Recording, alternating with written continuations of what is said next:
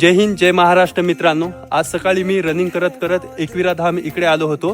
तर आज मी ठरवलं की जितके पण माहूरमधले धार्मिक आणि निसर्गरम्य वातावरण आहे या ठिकाणी मी रनिंग करत करत जाणार आहोत. तर तुम्ही ही व्हिडिओ थ्रू तुम्ही पाहू शकता.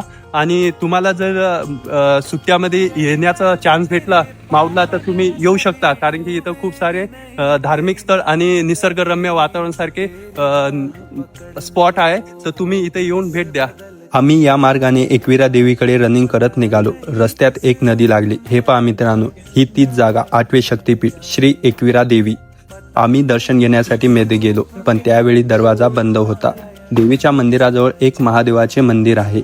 तिथे जाऊन आम्ही दर्शन घेतले. आजूबाजूला पाहिले तर किती सुंदर निसर्ग.